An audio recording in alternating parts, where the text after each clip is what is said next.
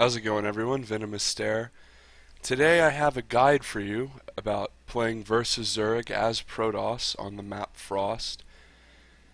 And it's going to be tied around an analogy involving Dragonball, which I will get to shortly, but let me get the basic stuff out of the way. This is Frost. It's a relatively new map. This map was around in Heart of the Swarm, and I'm gonna come out and say it, okay? This map was Heart of the Swarm's Metalopolis, okay? It was that good. So I'm so glad they brought it back, especially considering what they were using was absolute garbage.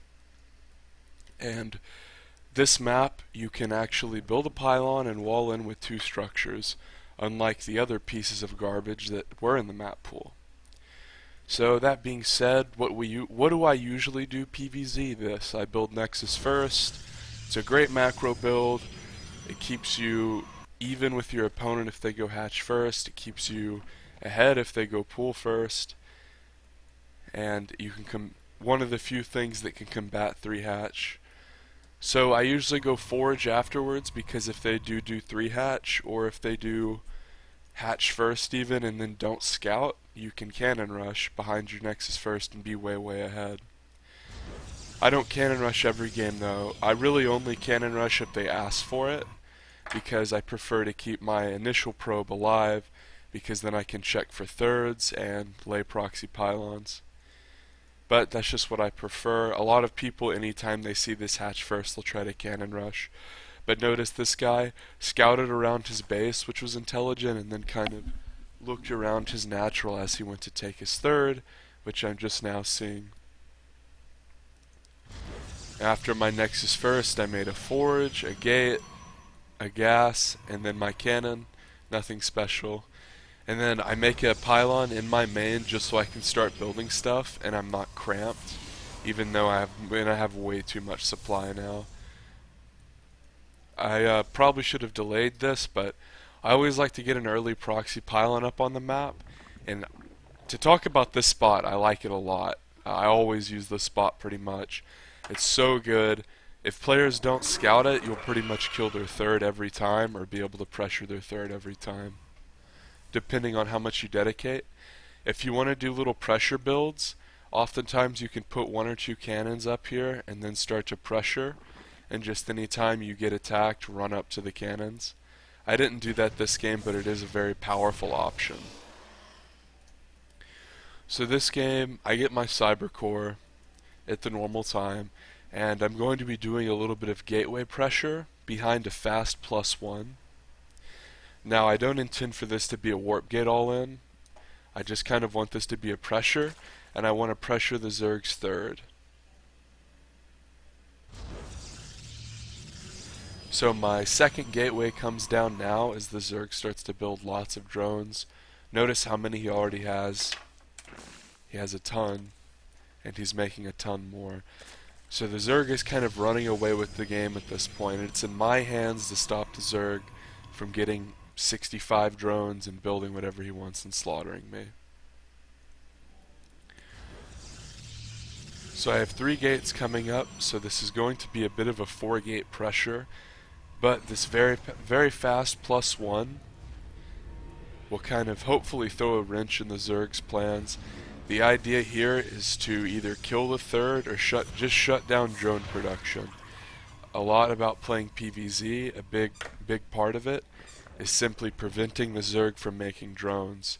Now if we go to income, the Zerg has pretty much saturated all of his bases with drones before even taking gases. So he's just been very greedy. He did make those 2 lings to scout a bit, and he saw the chrono on the forge.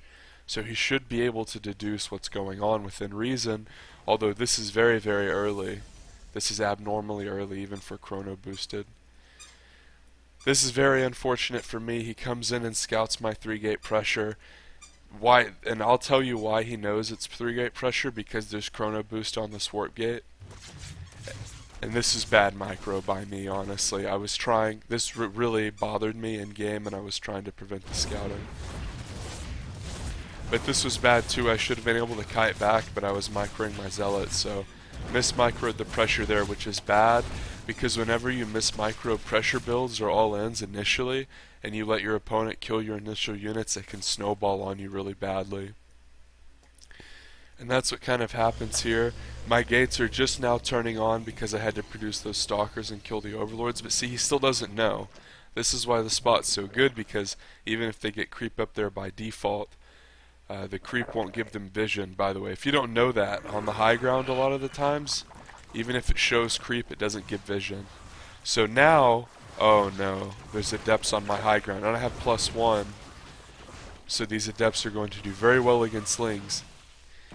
And look at this, he's forced to evacuate his base, and he's made both of his evo chambers here, because as Zerg, usually what you do is you saturate your bases and then rally stuff out, and that's what he was doing. So then he wanted to just build all of his stuff in his third. Usually you'll see Zergs do this at their natural at the beginning of games. This is how Idra advocated macroing, by the way, so this is a very good style to use. And that's why he built the evo chambers at the third, because he was just rallying all of his drones out there. And if you don't play Zerg, whenever you build buildings, you have to use drones, so... Anyway, I didn't build any sentries here, and he at this point has roaches, so I just have to recall. And unfortunately it was warping in. The warping takes 8 seconds, so a lot of people ask why I didn't build a gateway. Oh, it's faster warping.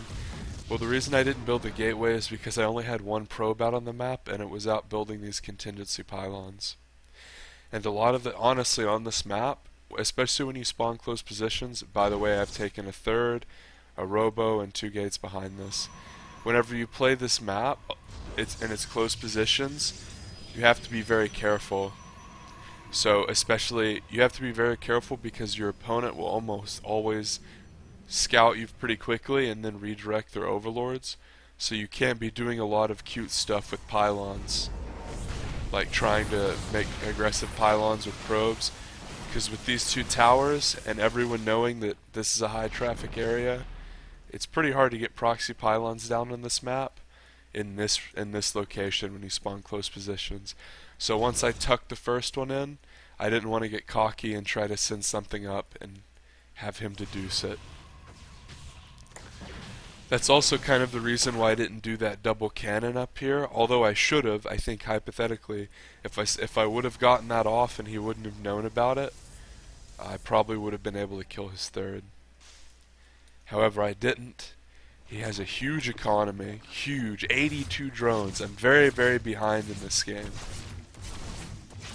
I'm gonna come in and snipe a queen for my trouble. That's cute. Okay, it doesn't matter. His macro is so huge. He's been injecting and making mass drones, and the harassment has kind of limited his creep spread up here. This is smart by him, focusing on creep spreading up here. He should be more diligent. He's starting to connect his bases, but part of this has been him mass injecting and just making drones is why, and being harassed is kind of why his creep spread isn't as good. So this is where the Dragonball analogy comes into play now that the boring stuff is out of the way. Whenever you're behind in a game like this, it's like fights in Dragon Ball Z 2, but more specifically Dragon Ball, because that show is more technique focused. Oftentimes whenever characters in that show fall behind or are in dire straits, they have to do these techniques, these sometimes attacks, they're like blasts, or like in Tien versus Goku, they're physical transformations, or there's something of that sort, power-ups. Something you can pull out of your pocket to surprise your opponent. So my power-up for this game is going to be Abuse Frost. That's the first little technique I'm going to use, is abuse this absurdly short rush distance. Unless they've played this map in HOTS, most people won't expect you to do this. Boom, I'm there in less than 10 seconds, and I can kill any tech he makes down here with no risk because of force field. I can force him to completely stop mining, and I can recall, and honestly if I was a little bit better at microing, and if I wanted to play it more safe, I could have thrown down more force fields and probably forced the issue, but I really didn't even lose anything there. So that was just a little rabbit I pulled out of my hat. You might say, well, that wasn't really that big of a deal. But that completely prevented my opponent from making lurkers. And on this map, once your opponent gets lurkers up here, that's pretty much the game. So I bought myself a couple more minutes. I allowed for my Dark Shrine to come up, which is another idea I have in my head for a technique coming up. And I'm keeping my Stalker roaming to make sure that he hasn't taken these bases. Notice I'm continuously making proxy pylons, always giving myself the opportunity to harass, because you never want to play Zerg in a situation where they can attack you and you can't counterattack, especially with lurkers. Thankfully he can't make those. Speaking of what I just spoke about, which is the warp prism, this is another precursor to one of our techniques that we're going to use later on in the game. And I've taken a fourth, which is late, I would say, considering my opponent has a fifth. But at this point we're even on workers. My opponent's remaking his lurker den and a greater spire, so the game is hard for me to, it's going to be hard for me to win at this point. So let's just look. My opponent's on 5 bases, my 5th just came up. And if we look at supply, he has a 25 supply advantage. Lots of Hydras against a mostly gateway army. I'm at a severe disadvantage. So what kind of technique do I use to get back into this one? This one is filthy. This is Kaioken level, guys, this technique. So this is so easy to do, especially if you're lower level. Once you finally get DTs, this even works with like a DT rush, I'll even throw in. You warp in about 4 DTs, and you box them all. Right click them all to this base, hold down shift, left click one of the control group. Right click here, click one out of the control group. Right click here, click one out of the control group. Right click here, click one out of the control group. This means that your DTs, you'll send 1 DT to each base. If your opponent doesn't have detection, absolute mayhem. Hell on earth. Because let me tell you what Zerg is going to do. Oh no, DTs, they're going to box all their drones and just right click them to a base and go back to microing. Or maybe trying to, if they see they're losing structures, they'll build a few structures out here and go back to microing. Even a Masters level player is going to have trouble dealing with 4 DTs, 1 in each base, and them not having any detection. Because if we go to his vision, he doesn't really know that I'm going Dark Templar. He's kind of scouted robotics, and he doesn't know what I'm going to do from here. Let's also consider that Stargate is standard, and he might be expecting that. Or he's probably expecting robotics, expecting me to go into disruptors. Regardless, this is a great technique. We're going to warp in 4 DT, and the best part is we're going to micro them very briefly and then not have to worry about them. Very contrary to what our opponent has to do, which is a lot to deal with 1 DT at each base when he has no spores. So this is the other technique. This is what you do when you see when you're way out of position and you can't defend anyway, and you want to force your opponent's hand. I'll say that I knew I was behind in this game, so this is why I decided to use this DT technique and this army A move, despite the fact that I could have potentially recalled and defended. Let's roll the clips. So we're going to use our technique that we used earlier in the game of abusing Frost, and it's absurdly short rush distance. Terrible, terrible, terrible, terrible. Never do that. Lose your observer like that. So what does our opponent see? Our drones are under attack. Our drones are under attack. He can't do anything. He's bamboozled. He's killed my 4th, and now he's pulling the rest of his army across the map. So I've lost my 4th. I have to force the issue again. He has a huge, huge army and a macro advantage over me. This is another technique. It's called Force Field the Ramp, a Protoss classic. We're going to partition the initial army off because gateway units aren't that good against Hydralisk. He doesn't have very much support,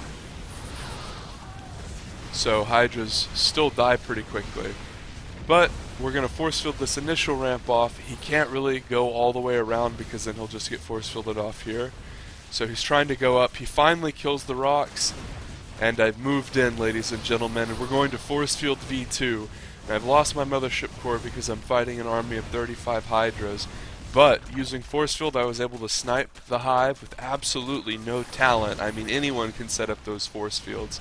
If you know his army's coming, hit the F key and, take half a second in between each one if it if that's what it takes to get it right.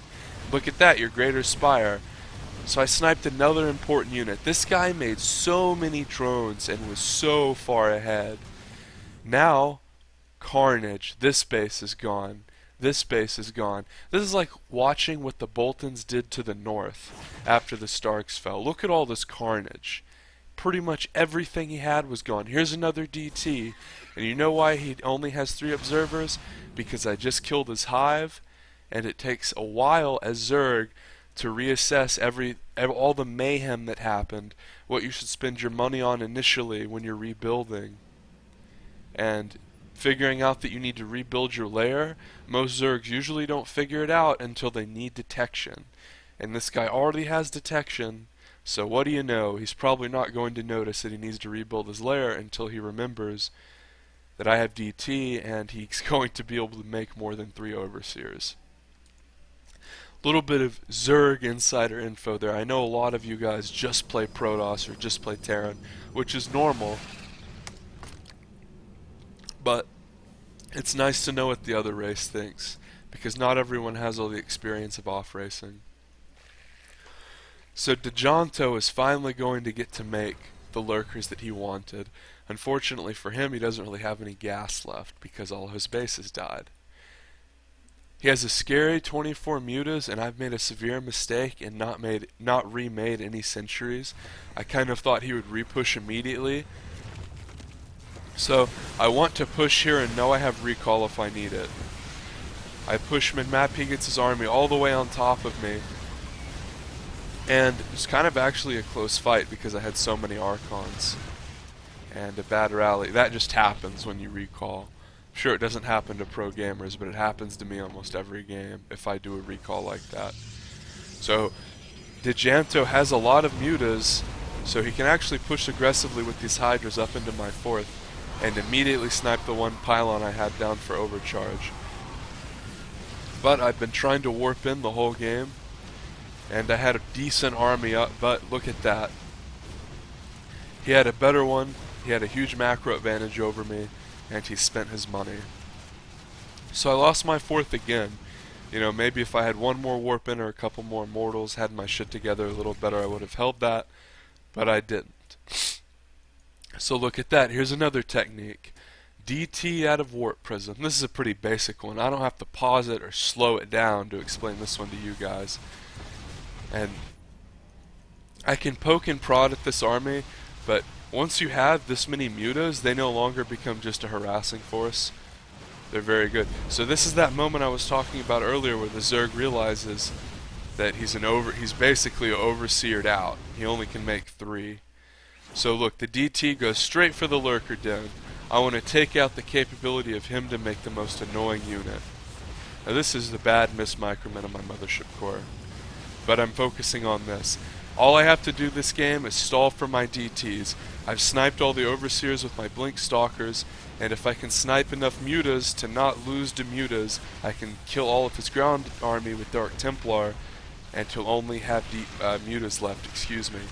Now this is the value of destroying the Zerg's lair or hive. They'll never really have a second one ready, so once you kill that, you limit their detection that they can use mobily. And this guy's just out of detection.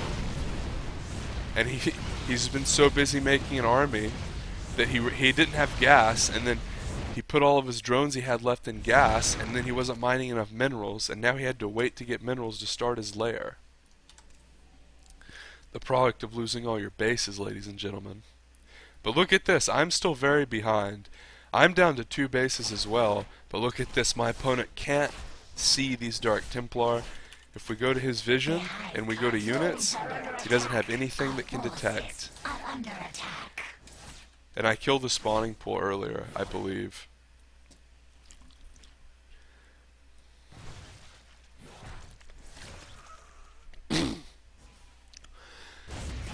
So he tries to run in a bunch of lings, but all I have to do is defend with my Dark Templar, and then if he's really obnoxious, just spread them out. And I'm long distance mining, so I can warp in a few more.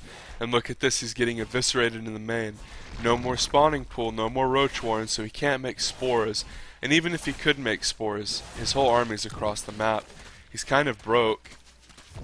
and the Dark Templar comes over to defend. So I beat him with some techniques there, the DT from the Warp Prism, the DT to each base, the short rest distance of Frost. These are little tricks that you can use to win ladder games on Frost. Reach into your bag of goodies and beat Zergs who had 80 drones 6 minutes into the game. Ladies and gentlemen, if you like Dragon Ball, you should subscribe to this channel because Dragon Ball is amazing.